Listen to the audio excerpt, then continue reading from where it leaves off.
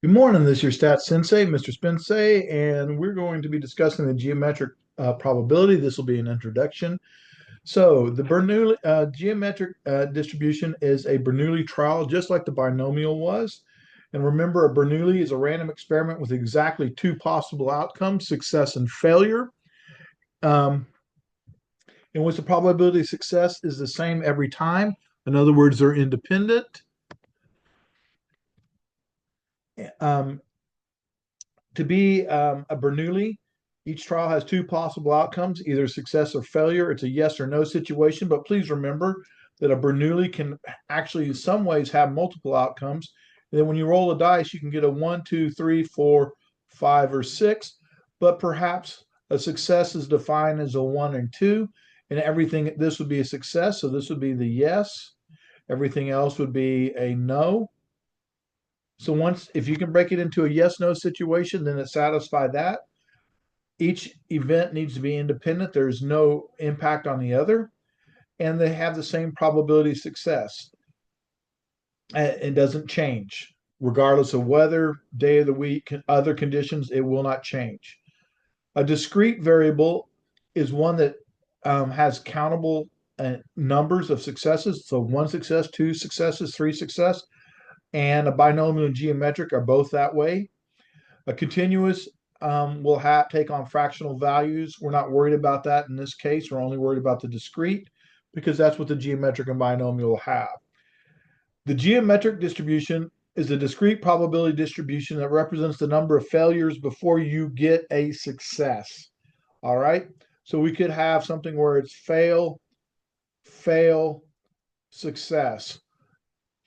So the characteristics, or in other words, the conditions. In other words, it has to be binary. And by the way, for the binomial, we said it was bison.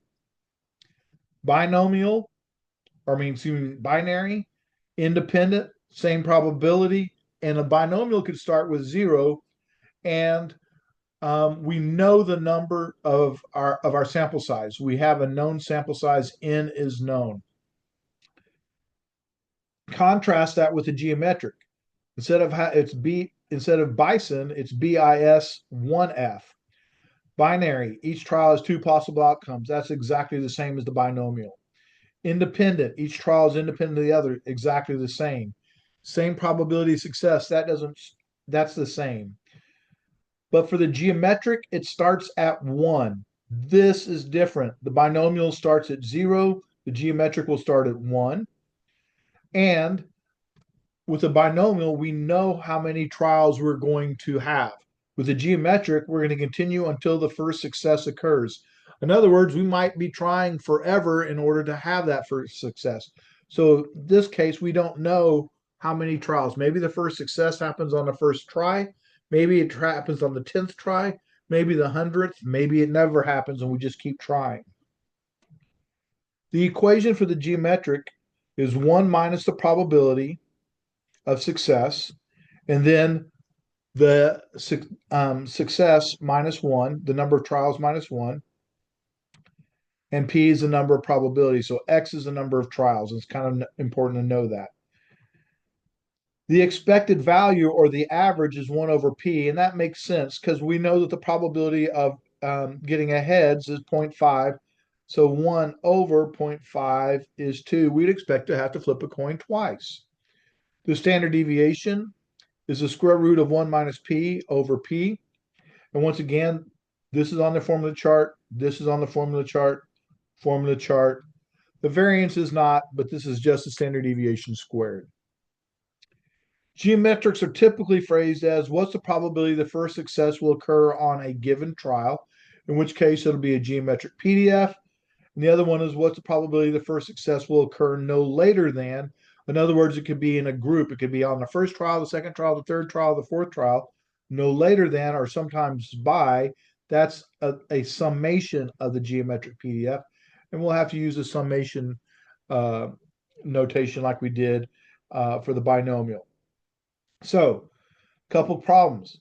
How many times would you expect to flip a coin in order to get a heads? Well, the probability of a heads is 0.5. So 1 over that probability, 1 over half is the same as saying 1 over 0.5. you would expect to flip it 2 times. All right. How many times would you expect to roll a die in order to get a 3? Well, we know you have to go 1, 2, 3, 4, 5, 6. So we probably expect to have to flip it 6 times in order to get a 3, because the probability of a 3, probability of a tail, the probability of a 3 is 1 out of 6. All right. So in this case, you say 1 over 6, which is equal to 6. So let's take a real quick look at the recipe for success. Our recipe for success for the geometric has our formula up at the top. And once again, we remind you that X is the number of trials until the first success, and P is the probability of success. The expected value is 1 over P. That's the average, how many times we expect to do it until we have the first success. And then we have our standard deviation and our variance. Might want to note that. The conditions, binary, independent, same